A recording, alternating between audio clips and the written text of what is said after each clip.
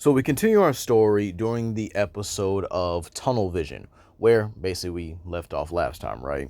So RC, Bumblebee, and Quick Shadow are the ones to go and get the phase shifter. And pretty much this goes easier for them in this timeline, especially even with Knockout and Breakdown. The reason why I'm saying that is because Quick Shadow, as like a special forces member, definitely seems like she would be skilled in hand-to-hand combat and have various classes of melee and long-range weaponry.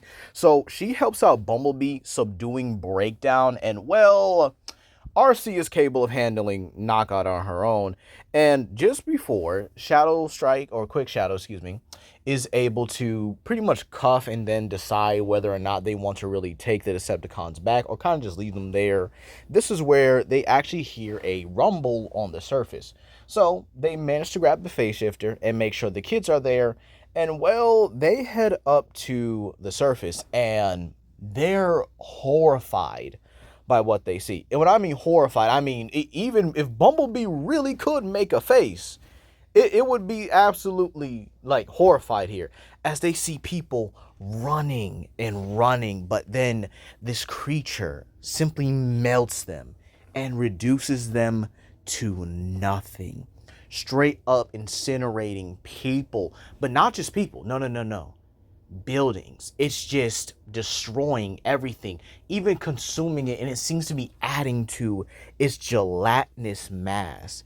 And this is where we see Hedora basically just terraforming and terrorizing the entire city as Quick Shadow notices something or notices someone in the corner of her eye, but kind of keeps it to herself for right now. As well, this is kind of just horrifying altogether. People being reduced to nothing but bones. And well, this is where Bumblebee makes sure the kids are kind of like behind him just in case the creature does come over here. But again, they got to figure out what to do. And RC simply is horrified.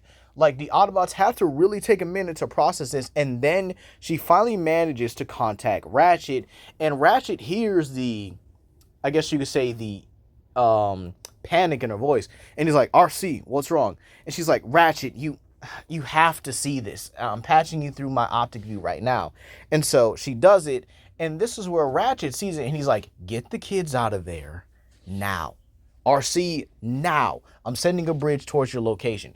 And so all three Autobots transform and get out of there. And when they get back to base, Ratchet simply states, we're going to have to wait for Grimlock and the Monsterbots to finish up with their mission, and hopefully they get it done. Because what that creature is, it's not anything like we fought before. So we're really going to have to rely on them. And this is where we would go and see Hedora, full body, terrorizing and terraforming everything. Starscream is kind of upset about this because he thought the Autobots would be here by now. Keep in mind, he just didn't notice them. And he's kind of disappointed because he wanted to see if his creation, or he and Silas's creation, can honestly handle anything the Autobots throw at them. But right now, he is happy with the destruction. But this is where we head over to the volcano. And we see all 5 of the Monsterbots pretty much just navigating the area. But due to their more enhanced senses, they're able to find the toxin very quickly. But they're a little confused. They don't know what this is. This isn't something they've really seen before. Or at least not all of them. So Grimlock then asks Snarl, hey, analyze this real quick, bro. And Snarl's just like, I gotcha. So after analyzing it, Snarl then simply looks at it in absolute disbelief and says that it's toxin. But this is where they kind of realize that, oh, they're not being affected by it. Interesting. However, Swoop's senses actually kick in, and he senses something. And so they both look up to see Megatron and Dreadwing flying down at them, with Megatron telling Dreadwing to secure the toxin for his master. And Dreadwing, obviously, like the obedient soldier that he is, goes to do it. And this is where Grimlock simply asks Slug, you thinking what I'm thinking? And Slug simply like laughs, because again, the Dinobots have to be the most in sync team in comics. Even if they are monsters or kaiju, it ain't gonna change nothing. And he says, yeah, boss, I got you. Swoop, and Swoop says, on it. And Swoop turns into his Manda form and creates a maelstrom, slightly deflecting the vision of Megatron and Dreadwing, but this is for a reason. And Megatron actually tells Dreadwing to hurry up and go after them. And Dreadwing, flies right after Swoop because he considers him to be the one that simply has the vial. However, this is where everything kind of twists itself, right? We see Grimlock and Sludge both rush at Megatron, and Megatron rushes at them back.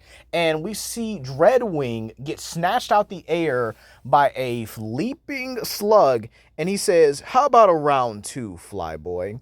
But this is where we also see Snarl and Swoop being the ones to dispatch the toxin far quicker in this timeline than the original. Enhanced speed, enhanced durability. They got it all. But let's pan back to the fights.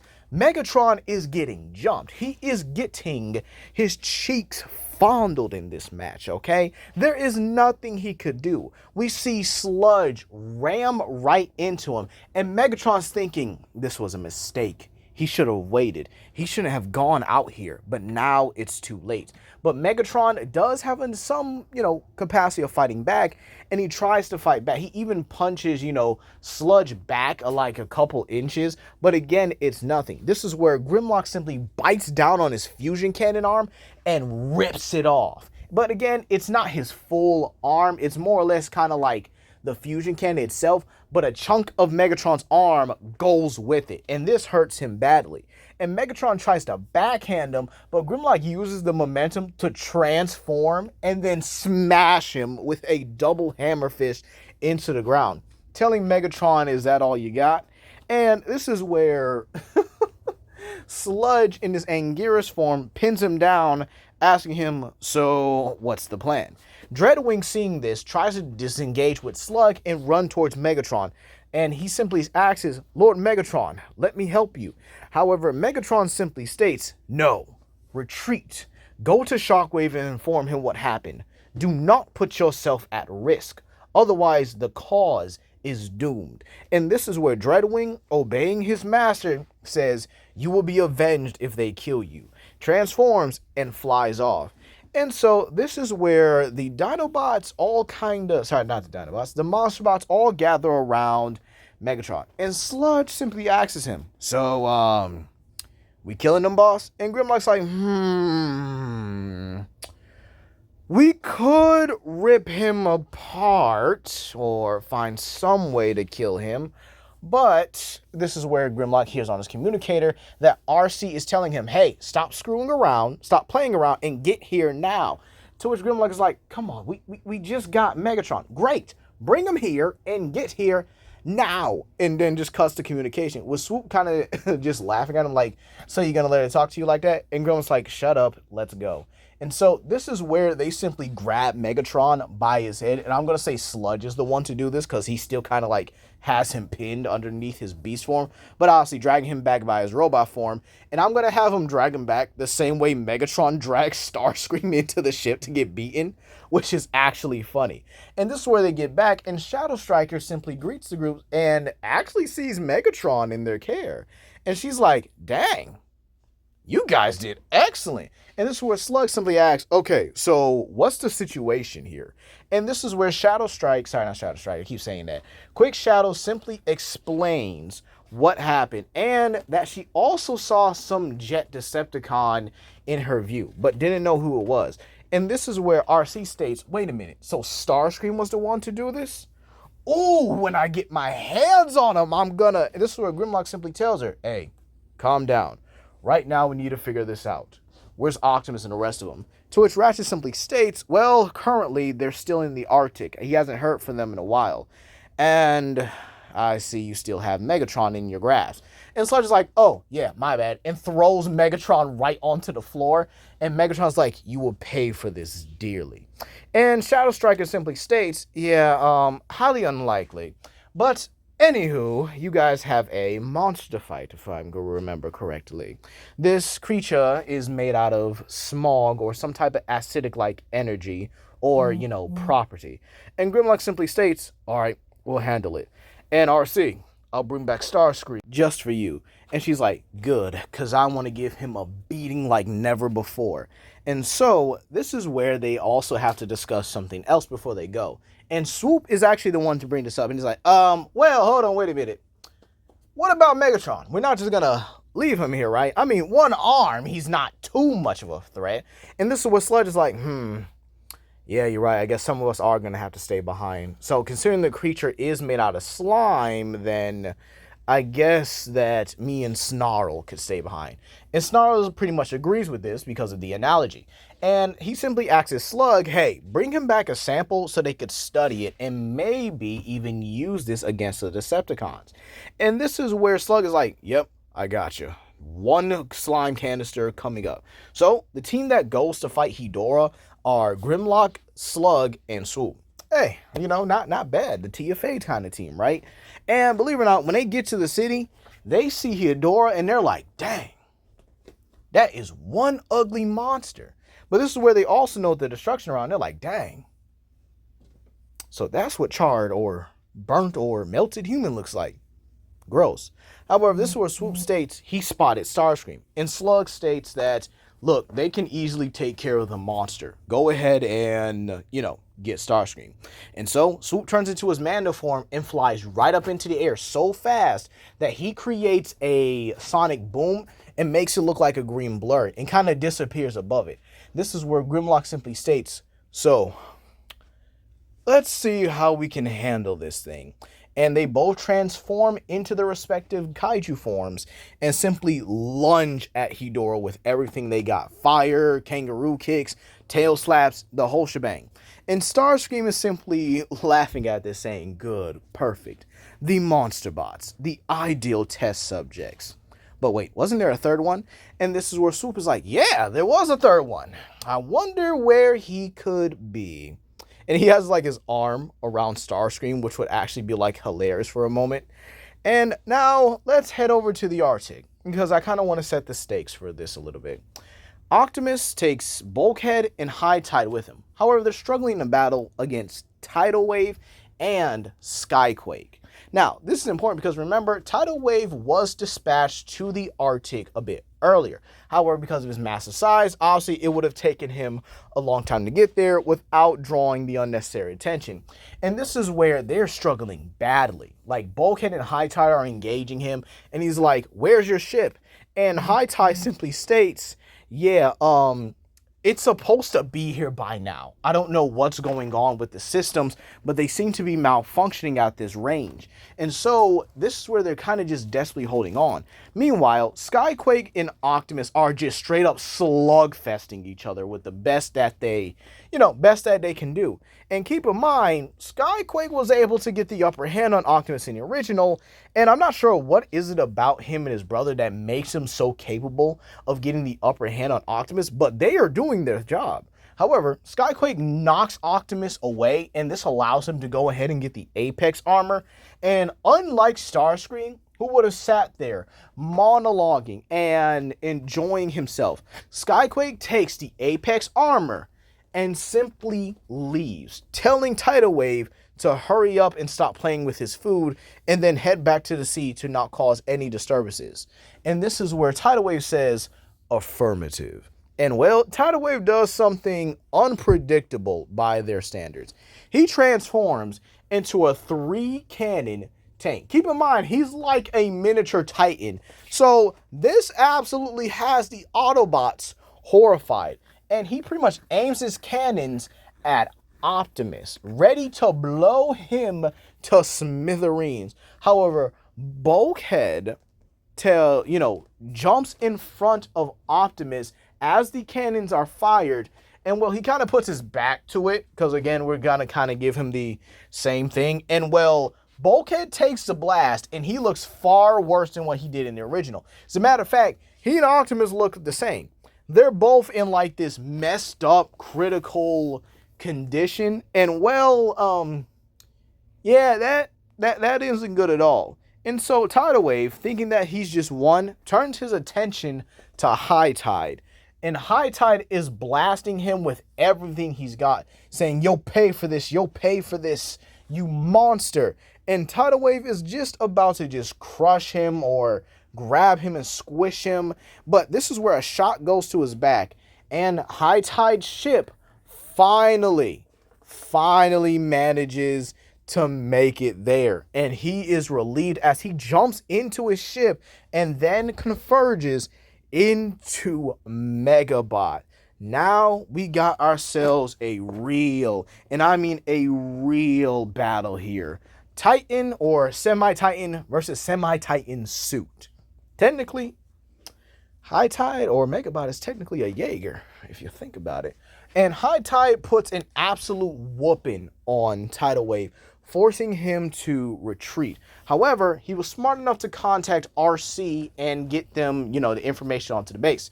So, RC, Bumblebee, Quick Shadow, and Ratchet all rush out to get Optimus and Bulkhead and bring him back to base. Now, fast forward to the fight with Hedora. Slug and Grimlock are basically wrapping it up at this point. But we notice that they are tired, they are exhausted, and they are aching. They got a couple bruises on them, but considering their more kaiju biology is way more durable than that, they pretty much have a decent advantage at this point. And well, they do manage to beat Hedora, and Slug manages to get the core in the container, basically melting him down to the core and then scooping it up so that he can't come back. And this is where Swoop comes down with Starscream. With Starscream like, well, come on, guys. You guys don't have to take me to base. I'm not a threat. You guys could just let me go. And this is where Slug is like, ha, yeah, you're coming back to base. And this is where Grimlock simply notes that he made a promise to someone, and he's going to keep it.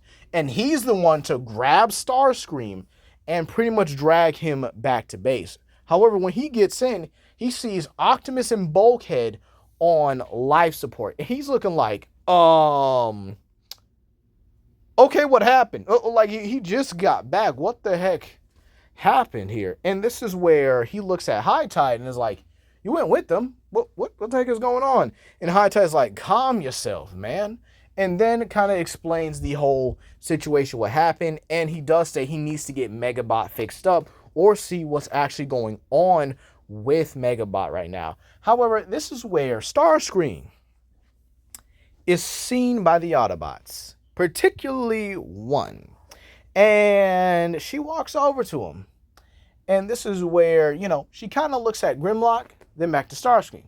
Then back to Grimlock with a look like, so, can I have him? And this is where Grimlock is like, so, how long you getting out of him? And RC's like, an hour. And Grimlock's like, I understand that. Swoop, go ahead and take him to a cell. He's going to be in there whimpering for a good minute. And so Swoop drags him back to the cell while Starscream is pleading no. And, well, this is where Ratchet simply states something pretty obvious. Grimlock is going to have to take command of the Autobots until they figure out a situation. To which Grimlock kind of just rolls his optics and states that, yeah, he kind of expected that at this point. But right now, let's all take a break. Oh, and this is where Slug is like, oh, yeah, Snarl, where you at? So Snarl comes running in and simply catches the canister of Hedora. Still seeing the eyes in it, he's like, huh, interesting. Can't wait to actually study this. So, wait a minute, how did it actually go for you guys? And so, as that's being explained, we would pan over to Shockwave's laboratory in the same location as it was in canon, except obviously in more secrecy. And this is where Dreadwing will turn, stating that Megatron has been captured, and he hopes that he has results ready, because right now, they need it. And this is where Shockwave simply states, yes, come forth, my subjects. And this is where we actually see Hardshell being converted, or basically having already been converted, into Megalon, stating he's never felt better than before. Then we get one of the random Vehicons, this one being Swift. And he's been converted into a more insect-like variant of Varan. And this is where we see the last one. This one being Scorn. And he was converted into Titanosaurus. And so, that's not where we're going to leave it off here. Silus realizes that Starscream may have been captured by the Autobots, but he is pleased with the results of Hedora's creation. But right now, he says, time for a test run. And so, he begins to pilot Nemesis Prime. And well, he goes into the arena where Sarkostian is waiting for him. One of his most disobedient and bloodthirsty experiments. And he takes out his cannon and tells him to bow or be punished. And that's what we're going to leave it off here, you guys. How is everything going to go with the Decepticons having now been captured, or Megatron and Starscream being captured, 3 new Kaiju cons, and now Mech? With Silus now having fully created Nemesis Prime, it is now going to try and tame forcefully the 4 Kaiju that he created. But that's all going to be today, you guys. Hope you guys enjoyed this part, and I'll see you guys later for the next one.